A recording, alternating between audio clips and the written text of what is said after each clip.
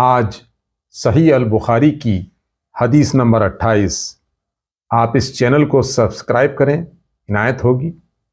سیدنا ابو ذر رضی اللہ عنہ کہتے ہیں کہ میں نے ایک ایسے شخص کو جو میرا غلام تھا گالی دی، یعنی اس کو اس کی ماں سے غیرت و عار دلائی تھی۔ یہ خبر نبی کریم صلی اللہ علیہ وسلم کو پہنچی تو آپ نے مجھ سے فرمایا، اے ابو ذر، کیا تم نے اسے اس کی ماں سے غیرت و عار دلائی ہے؟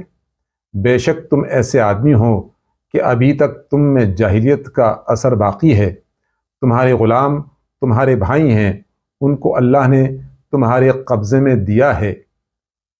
بس جس ویکتی کا بھائی اس کے قبضے میں ہو، اسے چاہیے کہ جو خود کھائے اسے بھی کھلائے اور جو خود پہنے اس کو بھی پہنائے۔ اور دیکھو، اپنے غلاموں سے ایسے کام کرنے کو نہ کہو جو ان پر کٹھن ہو، اور یدی ایسا کام کرنے کو کہو تو خود بھی ان کی سہایتا کرو۔